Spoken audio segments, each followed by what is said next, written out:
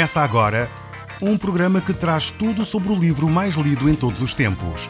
Apresentamos O Som do Livro.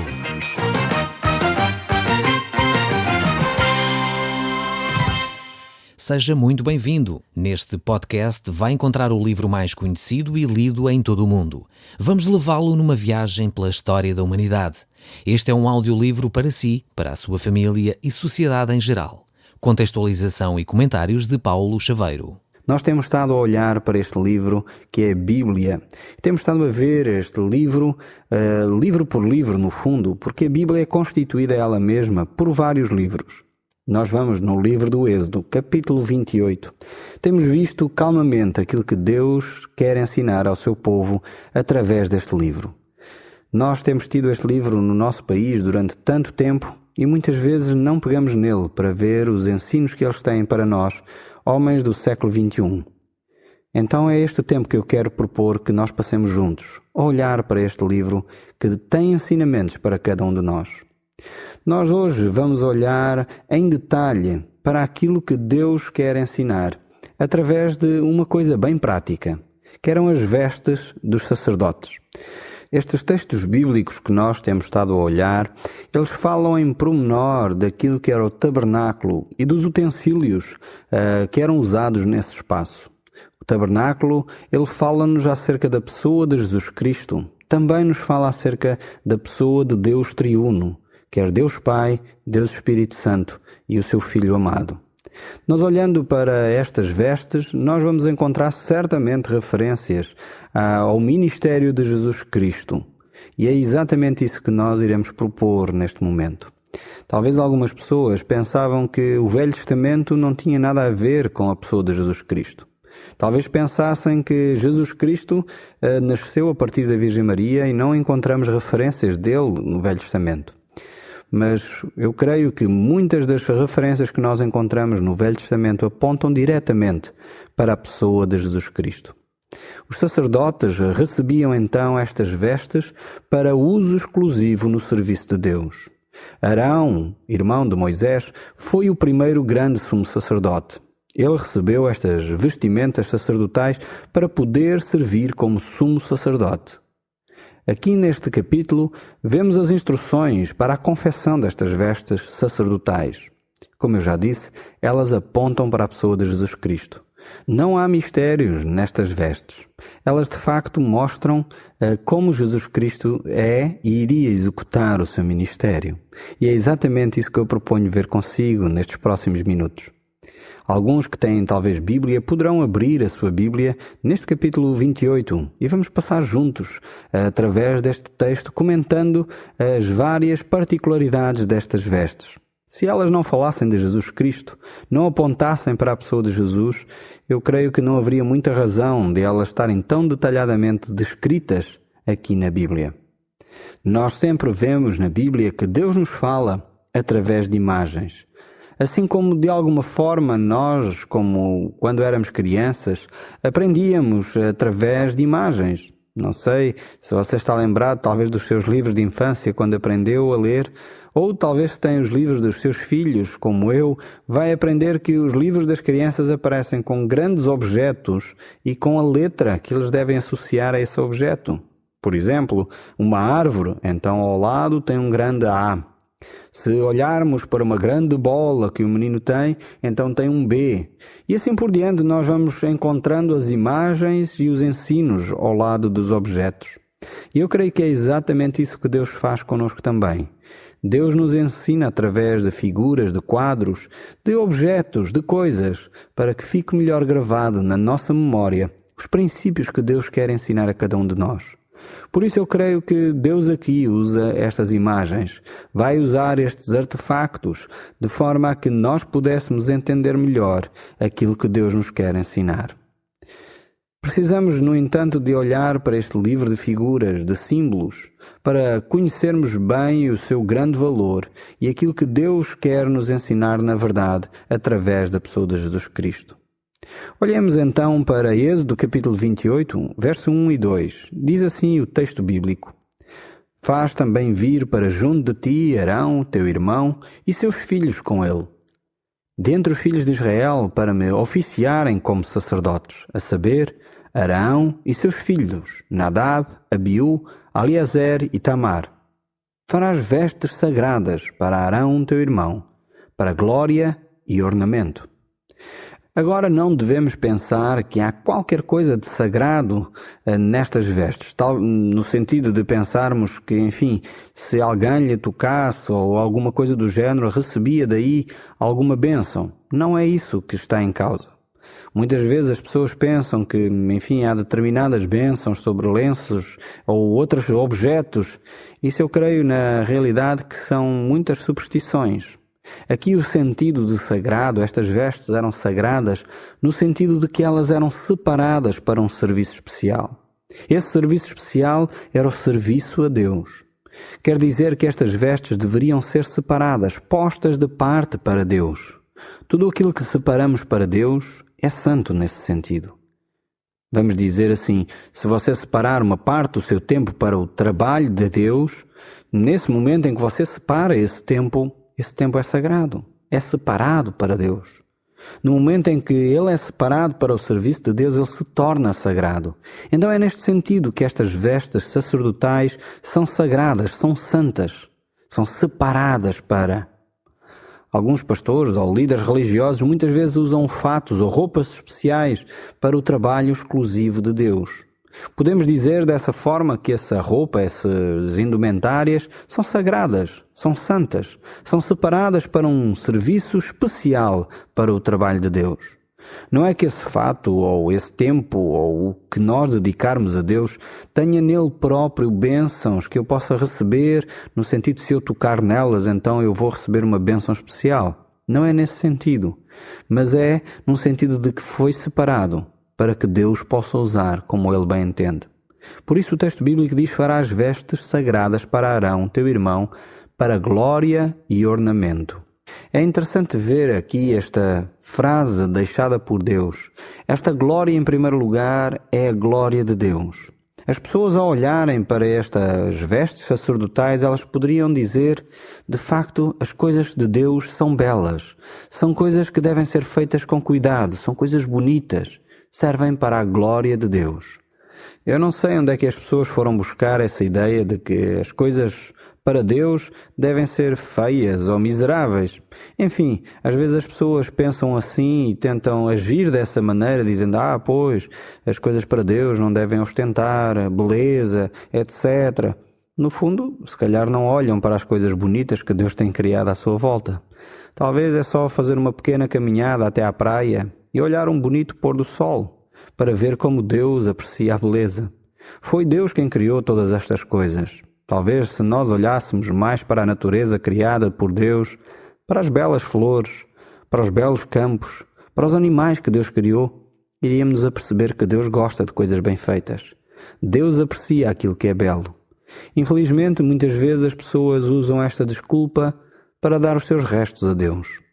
E é por isso que aqui a palavra de Deus nos mostra que estas vestes deveriam ser para glória e ornamento. Deveriam ser belas, deveriam ser bonitas e deveriam servir para glorificar o nome de Deus. Voltando aqui ao nosso texto, no verso 3, encontramos o seguinte relato. Falarás também a todos os homens hábeis, a quem enchi do espírito de sabedoria, que façam vestes para Arão, para consagrá-lo, para que me ministre o ofício sacerdotal. É muito interessante olhar para este texto. Eu não sei se você concorda comigo, mas repare bem o que ele diz. Que estes homens queriam agir de uma forma a trabalhar estas vestes, portanto, de alguma forma, trabalho de alfaiate, eles deveriam ser homens cheios do espírito de sabedoria. No fundo, Deus mostra claramente que para o seu serviço, para o trabalho de Deus, devemos estar constantemente em comunhão com Deus. Não é só importante o trabalho que nós dizemos religioso. Deus desmistifica aqui esta ideia. Ele mostra que o trabalho bem prático destes homens que iriam construir as vestes sacerdotais, eles deveriam estar cheios do Espírito de Deus, para poderem executar um trabalho prático. E isto é uma lição para nós, para si e para mim.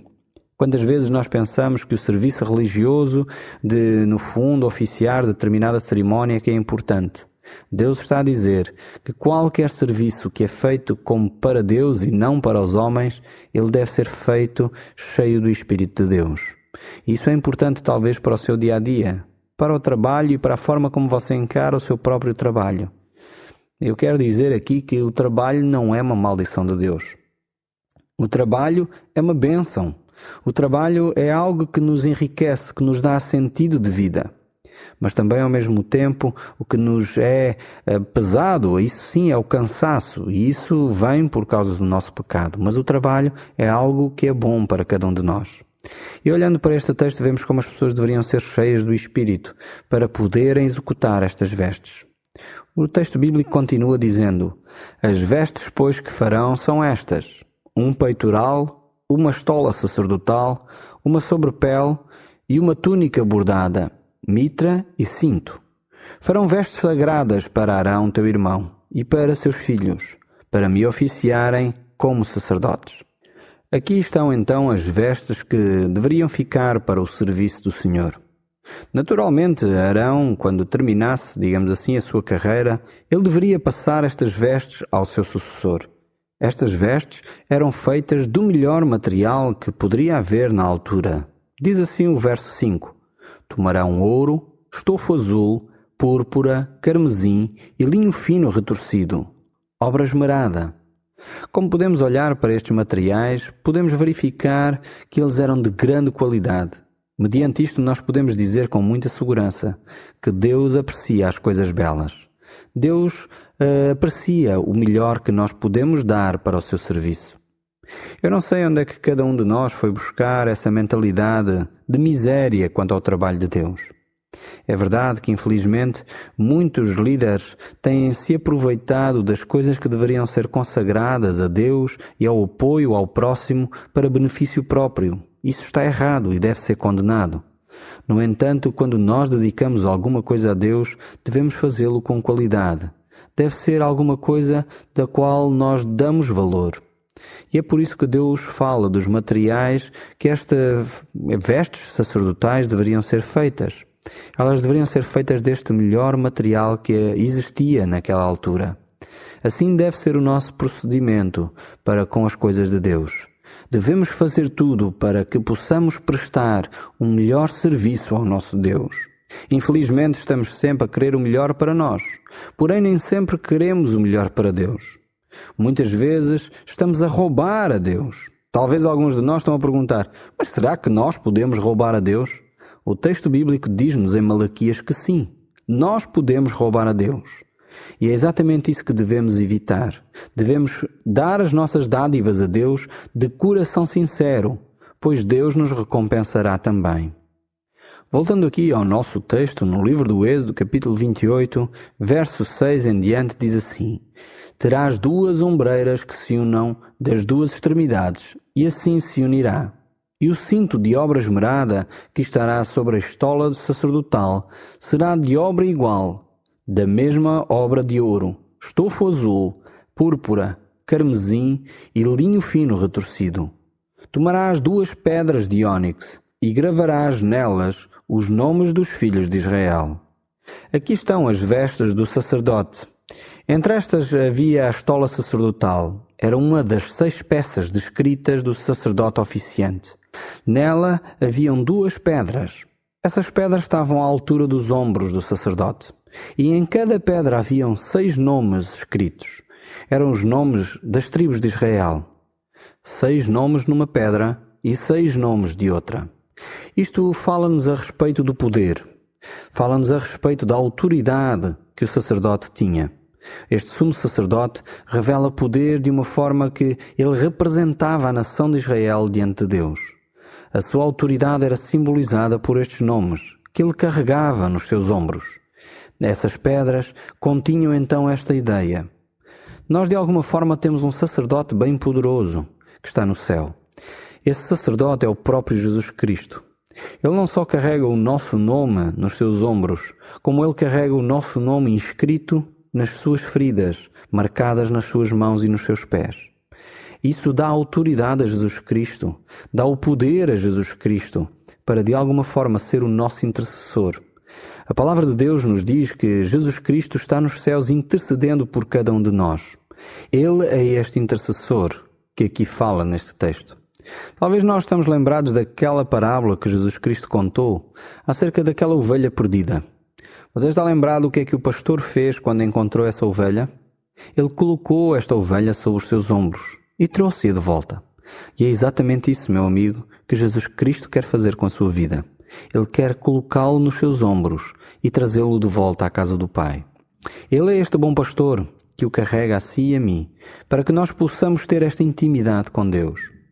Voltando aqui ao nosso texto no livro do Êxodo, no capítulo 28, verso 15, diz assim: Farás também o peitoral do juízo, de obra esmerada, conforme a obra da estola sacerdotal o farás. De ouro, de estofo azul, púrpura, carmesim e linho fino retorcido farás. Aqui temos uma menção a um peitoral de juízo. É uma parte muito interessante esta aqui. Para que é que serve um peitoral de juízo? Eu gostaria de sugerir que este peitoral de juízo serve exatamente para nos julgarmos, para nos avaliarmos, para nós termos consciência do nosso pecado. É interessante que o Espírito Santo hoje tem esta função. É Ele que nos convence do nosso pecado, do juízo e da justiça. Esta é uma das funções do Espírito Santo hoje. E era isto que exemplificava este peitoral do juízo. Voltando aqui ao texto bíblico, diz assim: A quarta ordem será de brílio, ónix e jaspe. Elas serão guarnecidas de ouro nas suas engastes. As pedras serão conforme os nomes dos filhos de Israel, 12 segundo os seus nomes. Serão esculpidas com sinetes, cada uma com o seu nome, para as 12 tribos. Quadrado e duplo será de 1 palmo o seu comprimento, de 1 palmo de sua largura. Colocarás nele engastes de pedra com 4 ordens de pedras. A ordem de sárdio, topázio, carbúnculo será a primeira ordem. A segunda ordem será esmeralda, safira e diamante. A terceira ordem será de jacinto, ágata e ametista. Como é fácil ver, meu amigo, trata-se de coisas realmente maravilhosas. Este peitoral e esta veste sacerdotal, vemos nela estas 12 pedras preciosas. Estas 12 pedras preciosas representam as 12 tribos de Israel. 12 segundo os seus nomes. Serão esculpidas com estes sinetes. Nós podemos encontrar estas pedras preciosas também registadas no livro do Apocalipse, quando elas descrevem a Nova Jerusalém. Cada pedra destas tem uma cor diferente. No fundo, nós olhando para Deus, vemos que Deus criou um mundo cheio de cores. Nós não vemos tanta beleza no mundo por causa do pecado do homem. Infelizmente, o homem tem destruído aquilo que Deus criou tão belo. O nosso estado espiritual não nos dá a condição de apreciarmos tanta beleza neste universo. Mesmo assim, nós podemos desfrutar um pouco desta beleza quando olhamos com atenção para aquilo que Deus criou. Dizem que quando o homem viajou até à Lua, disse depois, quando olhou na nossa direção, na direção do mundo, que o único lugar realmente bonito era a Terra. Só aqui havia esta cor bela. De alguma forma, o mundo simbolizava o seu lar. Não havia nada mais bonito no universo a não ser a própria Terra. Isto foi o que contavam acerca dos homens que viajaram até à Lua. Se não fosse de facto a nossa atitude em destruir tanto a natureza que Deus criou, provavelmente o mundo ainda poderia ser mais bonito. E isso tem se tornado uma preocupação importante na nossa vida. A ação que o homem tem contra a natureza tem provocado demasiados estragos no mundo. O nosso pecado, as nossas atitudes, estragam aquilo que é belo e encantador. Estas 12 pedras referem-se exatamente a isto. A ação de Deus e aquilo que Deus faz muito bem. Voltando ao texto, no verso 30 diz assim: Também porás no peitoral do juízo o Urim e o Tumim, para que estejam sobre o seu coração, quando entrar no santuário, para memória diante do Senhor continuamente. Eu não gostaria que você ficasse espantado com aquilo que eu vou dizer a seguir, mas eu quero dizer que eu não sei exatamente o que significa o Urim e o Tumim. Consultei várias enciclopédias, vários autores e, de facto, cada autor tem a sua opinião sobre o assunto. Eu não sei exatamente o que significa este Urim e Tumim. Alguns já disseram que eventualmente este Urim e Tumim se tratava de uns dados. Mas mais uma vez, ninguém tem a certeza acerca disso. Porém, é algo que determinava, isso é um facto, determinava qual era a vontade de Deus. Muitos gostam de dizer muita coisa sobre este assunto. Eu prefiro não entrar em especulações inventando um significado para estes objetos que Deus havia dado aos sacerdotes para saberem qual a sua vontade. Então, quanto a este Urim e Tumim, eu penso que podemos dizer com clareza que eles revelavam a vontade de Deus, mas não se sabe ao certo o que eles eram na realidade. Voltando aqui ao nosso texto, diz assim: em toda a orla das sobrepeles farás romãs de estofo azul, púrpura e carmesim e campainhas de ouro por meio delas. Haverá em toda a orla das sobrepeles uma campainha de ouro e uma romã, outra campainha de ouro e outra romã. Vemos que à volta da veste sacerdotal ele encontrava estas campainhas e romãs intercaladas nas vestes do sacerdote. Isto de alguma forma fazia barulho quando ele andava e servia também para quando o sacerdote entrasse no lugar santo dos santos. Se estas campainhas deixassem de ser ouvidas, era sinal de que a oferta que o sumo sacerdote levava não tinha sido aceita por Deus. Provavelmente era uma oferta que o próprio sumo sacerdote não tinha tido o cuidado suficiente para que respeitasse os requisitos que Deus tinha dado. E assim, quando o sumo sacerdote andava, essas campainhas faziam sinal da sua presença. Era sinal da sua ação, do estar no meio do povo também. Olhando para o texto bíblico, no verso 36, diz assim: farás também uma lâmina de ouro puro, e nela gravarás à maneira de gravura de sinetes. Santidade ao Senhor. Esta era uma marca do sacerdote. Ele deveria ser um homem santo, um homem separado para Deus. Ele deveria procurar viver de uma forma que agradasse a Deus, em todo o seu procedimento. Assim como cada um de nós que se diz cristão deve viver dessa forma hoje em dia. O nosso Deus nos desafia a caminhar uma caminhada de santidade. Uma caminhada que nos leva a viver mais próximo daquilo que é a vontade de Deus para nós. Nós não estamos isentos de pecar, mas no entanto devemos procurar uma vida de santidade. Este texto bíblico continua a descrever toda aquela indumentária do sacerdote. Ele deveria ter túnicas, deveria ter também esse chapéu, essa mitra de linho fino. Ele deveria de ter vários ornamentos para o seu vestuário. Quer ele, quer todos os sacerdotes que oficiassem no templo, eles deveriam ter cuidado com a sua indumentária. Eles deveriam de viver e seguir o seu serviço a Deus de uma forma santa, pois isso era o que importava mais.